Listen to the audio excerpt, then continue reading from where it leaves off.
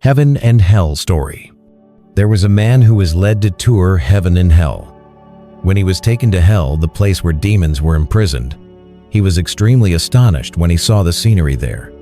A sumptuous meal was laid out in front of everyone, but there was no music and no laughter, even though they were sitting at the banquet table. Yet everyone's faces were gloomy, without a single moment of joy. He noticed that on their left hand they had a plate tied, and on their right hand a knife was tied. The knife and the plate were both 4 meters long, making it impossible to cut or pick up food, so everyone starved to death. Then he went up to heaven. The scenery there was also like that of hell. The plate and knife were also 4 meters long. But the residents of heaven kept singing and laughing. At first, when they saw him, he was extremely surprised. Then he understood the reason why. It was because people in hell only thought of themselves and did not share with anyone. As a result, no one could eat anything, so they all died of hunger. But the people living in heaven knew how to help each other. One person fed the other, so no one went hungry. That is the way of helping others while also helping oneself. Story of talent and lack of talent. In the story of talent and lack of talent, a student asked Zhuangzi, "Yesterday, the tree on the mountain, because of its lack of talent, was allowed to live. The tree was not cut down by the woodcutter because it was useless. But the bird, because of its lack of talent, died.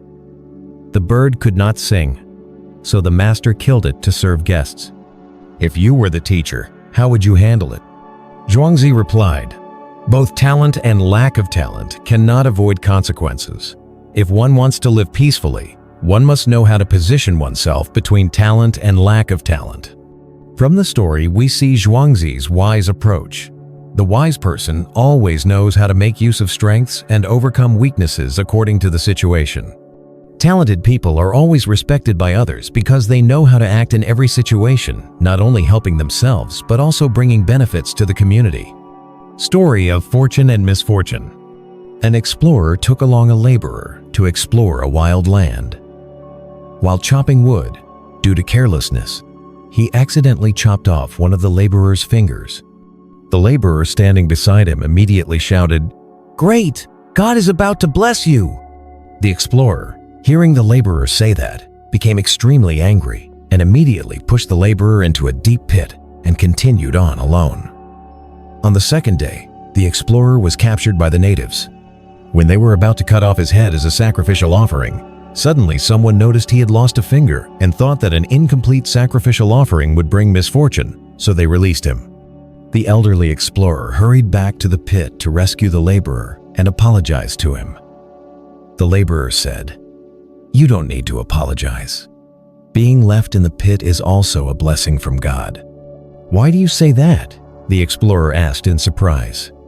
"Because if I had gone with you, I might have become the sacrificial offering for that tribe," said the laborer.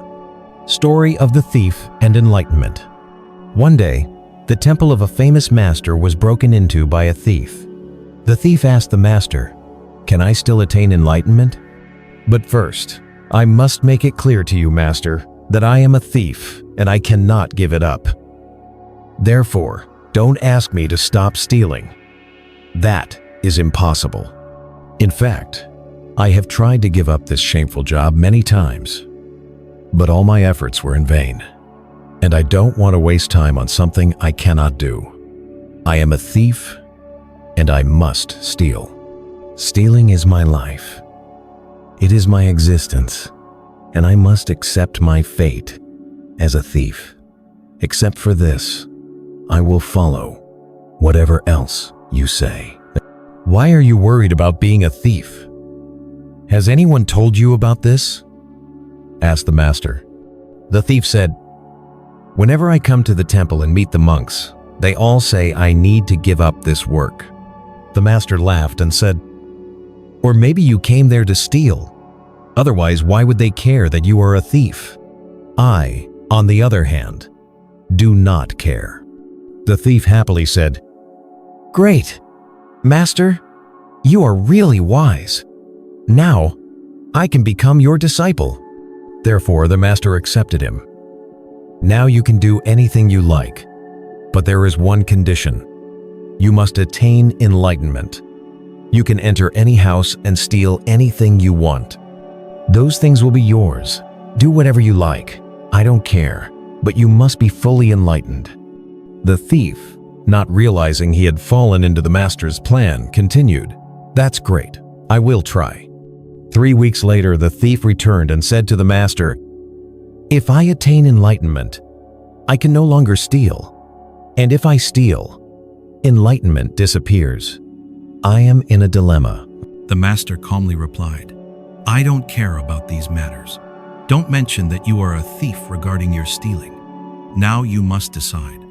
If you want enlightenment, you must make a firm decision. If not, you must also make a final decision."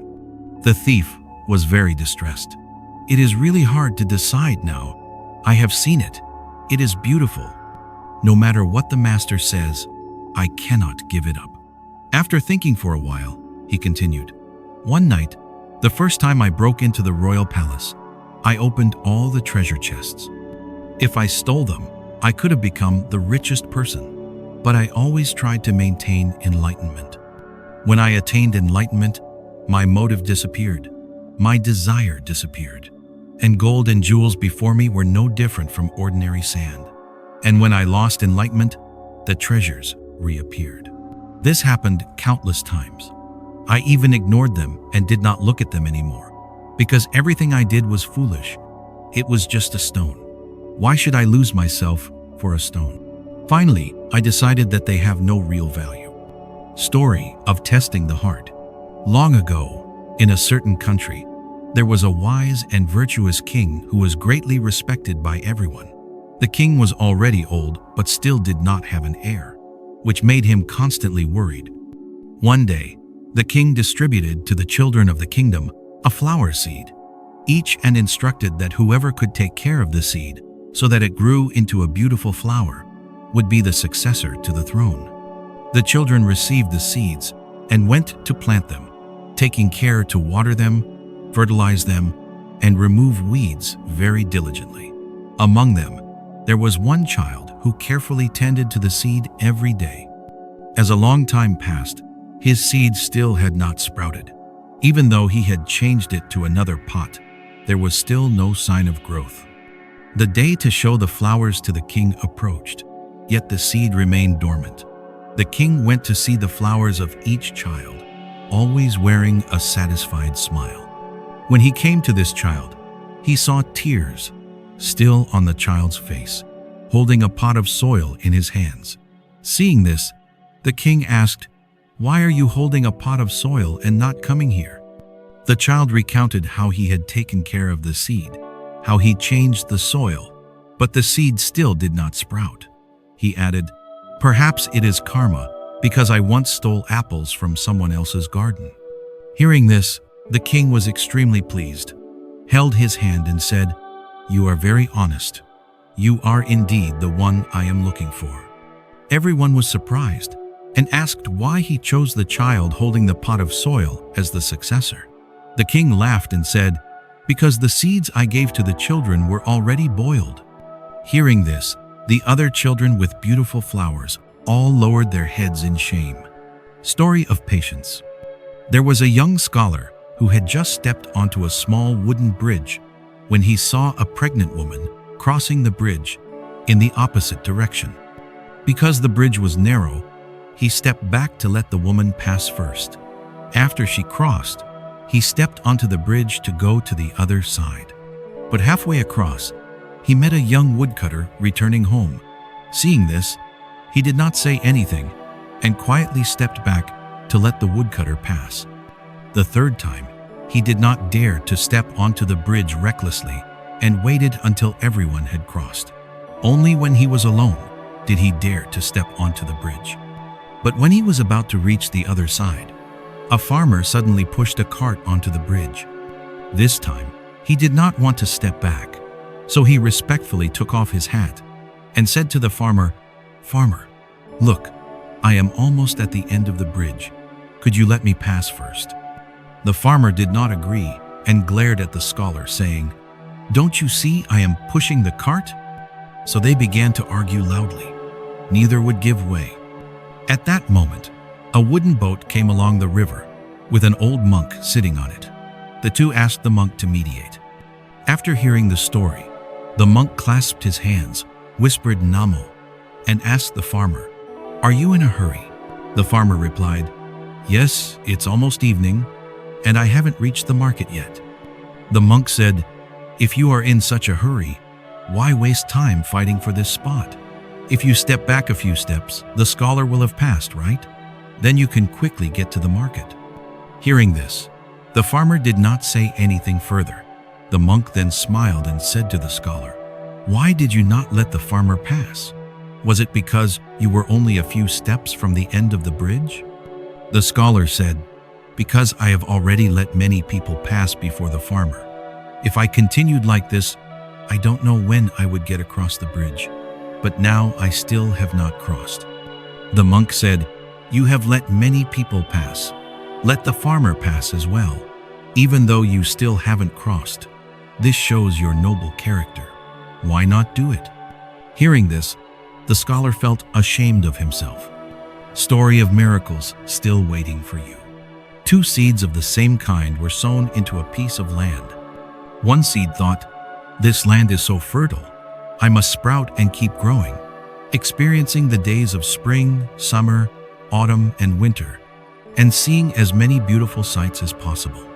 Therefore, it strove to grow constantly. By the next autumn, it had become a large tree with lush branches and leaves. The other seed thought, "If I push my roots into this land, I might hit hard rock, which would injure my delicate nerves. If I sprout, snails will definitely eat me. If I bloom and bear fruit, children might come and pick me. Or perhaps I should just lie here for comfort and safety." So it curled up and stayed still in the soil. One day, a chicken came looking for food. It pecked at the seed 23 times and then swallowed it, claiming it and letting go. A fisherman caught a sea turtle and took it home, caring for it as his own child. But the sea turtle neither ate nor drank and did not move at all. It just lay there, crying, "My heart is in the great ocean. There is my home, my children, my joy. Please let me go." The sea turtle pleaded with the fisherman. The fisherman, unwilling to let it go because he liked it, kept it. Over time, watching the beloved sea turtle gradually weaken, the fisherman's heart also grew cold. He decided to release it back into the sea. One day, suddenly, he heard a knock at the door. He opened it and saw the sea turtle he had released last year. "You have found happiness. Why are you back?" "My happiness is that you let me go. I cannot forget you," said the sea turtle. "Go, go. As long as you are happy, that is enough. You don't need to visit me again," the fisherman said compassionately. A month later, it returned again. "Oh, what does this mean? When I intended to possess you forever, I tried every way but could not sway you. When I let you go, you came back," said the fisherman. The story of the donkey. The great Greek philosopher Socrates was one day leisurely walking with a longtime friend, happily chatting. Suddenly, a young man who looked angry appeared, struck him on the leg with a stick, and ran away. His friend immediately turned to find the young man to talk to him, but the philosopher stopped him from seeking revenge. "Are you afraid of him?" the friend asked. Socrates replied, "Do you think I am afraid of him? No, not at all. Why should I fear him?" The friend was puzzled. "If someone strikes you, why don't you strike back?" Socrates smiled and said, "My friend, isn't it foolish to want to hit a donkey back just because it kicked you?" The story of the scholar and the boatman. A scholar was taking a boat across the river. He chatted with the boatman, asking, "Do you understand what literature is?" The boatman shook his head. The scholar asked, "What about history, zoology, or botany?" Again, the boatman shook his head. The scholar mocked him, saying, "You understand nothing. You are just a man concerned with your clothes and food." Soon, dark clouds gathered. The sky became gloomy, and the waves surged violently. The boat seemed about to capsize. The scholar, terrified, turned pale. The boatman asked, "Do you know how to swim?" The scholar replied, "I know everything, except swimming." Just then, the boat capsized. The scholar panicked, hoping someone would save him. The boatman rescued him and, smiling, said, "All the knowledge you have means nothing if you cannot swim.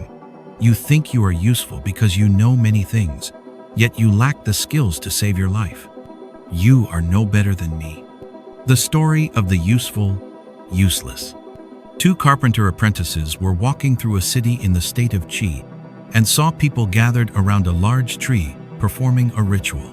The tree was so large that its canopy could shade thousands of carriages. Its trunk might measure hundreds of feet around, but the master carpenter paid no attention to it. The apprentice asked, "Master, I've never seen a tree this fine, but why don't you care about it, only focusing on the road?" The master replied, "Don't mention it. This tree is useless. If used for a boat, it's too heavy. As a coffin, it will rot quickly. For household tools, it's too weak. For doors or windows, it's too light and porous. It cannot become anything useful, and that is why it has survived so long and grown so tall." That night, in his dream, the tree spoke to him. "With what do you compare me? Ornamental trees are cut down for tools. Fruit trees are cut after a few seasons. They are useful, yet short-lived. You think I am useless, but my longevity is the greatest usefulness. If I were useful in your eyes, I would not have lived to this age or had the chance to grow as I have." The story of the diamond. A monk came to visit and said to a ruler, "If you had a diamond the size of your thumb, you could buy all the land around it. If there were a diamond mine, with wealth from it, you could even place your child on a throne." The emperor, thinking about the diamond's value, could not sleep that night. The next morning, he summoned the monk again and asked where to find the diamond. The monk said, "Look for a stream flowing from a very high mountain. The diamond lies buried in the sand at the bottom of that stream." Determined, the emperor sold all his land and sought the treasure, but never found it, and eventually died near the Spanish coast. Later, the buyer of the emperor's house found a small stream behind the garden and saw a glowing object in the water. It was the diamond, which he took home and placed on his kitchen shelf. A while later, the monk visited again and saw the diamond glowing. He asked, "Has the emperor returned?" The homeowner replied, "No, he has not. I discovered this diamond behind the garden." The story of who forgives whom. A man wanted to humiliate the Buddha to see his reaction. He spat in the Buddha's face.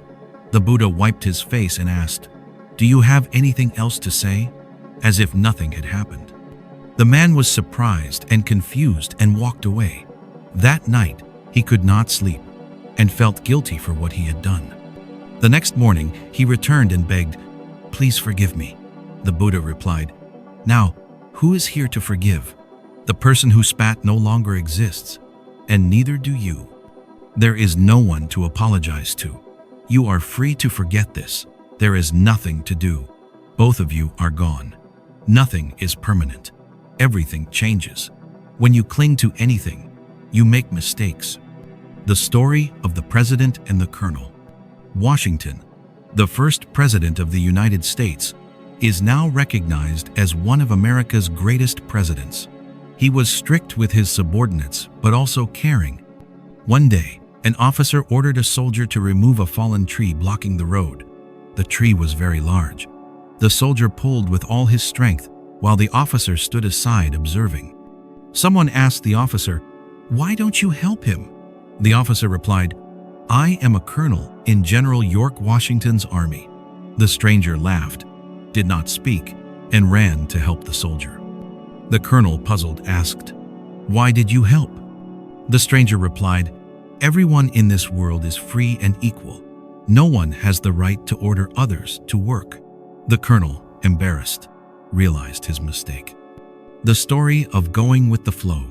A sage visited a waterfall about 200 feet high, with water so strong that no fish could survive there. He saw an old man walking through the waterfall and thought he must not understand the danger. He sent a disciple to rescue the man. However, he saw the old man appear about 100 steps away, walking while singing, his white hair flying in the wind. The sage caught up and asked, "Sir, I thought you were a deity. How do you walk through such a raging waterfall?" The old man calmly replied, "Nothing special. I do not resist the current. I go with it. I allow the flow to pass through me without letting it sweep me away so I can handle it easily." Donkey story. The great philosopher Socrates of Greece was one day leisurely walking with his longtime friend. As they were joyfully conversing, suddenly, a young man who looked angry appeared, struck him on the leg with a stick, and then ran away. Seeing this, his friend immediately turned back, intending to find that young man and confront him. But the philosopher stopped him, not allowing him to take revenge. "Are you afraid of him?" the friend asked, surprised. The philosopher replied, "Do you think I am afraid of him? No, absolutely not. Why would I be afraid of him?" The friend, still doubtful, said, "Then why is it that when someone strikes you, you don't dare strike back?" At this moment, Socrates laughed and replied, "My friend, you are truly foolish. If a donkey were to kick you once, would you also feel the need to kick it back?" The light of dawn. The sage said to his disciples, "Do you know when the night passes and day begins?" The disciples replied, "When people can distinguish from afar, in the herd of livestock over there, which are goats and which are dogs, that means the day has arrived." "Not correct," said the sage. "Then when is it correct?" the disciples asked. The sage answered, "It is when we can clearly see the face of another person, that is, when you still see your brothers and sisters. Because if you cannot see this, then no matter the time, it is still the darkness of night." What is virtue? Socrates had the habit of going to the crowded markets of Athens to converse or debate with people. He had special ways of sparking conversations or arguments. One day, Socrates went to the market as usual and asked a man there, "Excuse me, I have a question I don't understand. Please enlighten me. Everyone says that in life one must have virtue. But what exactly is virtue?" The man answered, "It means being always honest, loyal, righteous. To deceive or to lie is considered without virtue." Socrates, as if not understanding, asked again, "Then why on the battlefield do generals always use strategies and deception to trick the enemy? Is deceiving the enemy righteous, but deceiving your own people not virtuous?" Socrates argued further. "Suppose our army is besieged. The general sees the morale of his soldiers declining, so he deceives them, saying reinforcements are coming, urging them to courageously advance. Because of that, they break through the siege and achieve total victory. Would that general be considered righteous and virtuous or not?" The man said, "In urgent situations on the battlefield, it is necessary. But in daily life, such acts are not virtuous." Socrates pressed on. "If your child is sick and refuses to take medicine, in this case, parents often tell the child the medicine is sweet. Thanks to this, the child takes it and recovers. So would that be considered without virtue?" The man had to admit, parents are right to do so. It cannot be considered lacking virtue. Socrates, dissatisfied, said, "Just now you said lying is without virtue. Now you say lying is virtuous. So it is not possible to use lying as the standard for virtue. Tell me, then what truly is virtue?" The man thought for a while and said, "A person who does not know what virtue is cannot do anything virtuous. Only when one truly knows it can one practice it." At that moment, Socrates was satisfied with the answer. He laughed, clasped the man's hand, and said, "You are truly a great philosopher. Thanks to you, I now know what virtue is. At last, I understand the question I have long doubted. I sincerely thank you." This is the art of conversation. Through questioning and giving examples in specific contexts, one can perceive an issue comprehensively. Uselessness is usefulness. Once, a master carpenter and his apprentice were passing through Chi State. They saw people gathering around a giant tree, holding a ritual under its shade. The tree was so large that its branches could cover thousands of horses and carriages. If one used a rope to measure its circumference, it would be hundreds of feet. But the master carpenter paid no attention to the tree. His apprentice, surprised, asked, "Master, since the day I followed you to learn the trade, I have never seen such fine timber. Why don't you care about it and only keep looking at the road? What does that mean?" The master said, "Don't mention it. That is useless wood. If used to build a boat, it would be too heavy. If used to make a coffin, it would soon rot. If used for household tools, it would be fragile and unable to hold things. If used for doors or windows, it would be too soft and porous. If used for beams or pillars, it would easily be eaten by worms. This type of wood cannot be made into anything useful. That is why it could live so long and grow so large." That night, the tree appeared in the carpenter's dream and said to him, "With what do you compare me? Trees with fine grain are cut down by people to make tools. Trees like orange or tangerine, after bearing fruit for a few seasons, are also cut down. To humans, those are useful trees, but their lifespan is short. You say I am useless, but that uselessness is what is most useful to me. If in your eyes I had any use, I would not have lived long, nor would I have had the chance to reach this age." Thank you for spending your precious time with us. If these ancient stories brought you wisdom and peace, don't forget to like, share, and subscribe. May wisdom always guide your heart.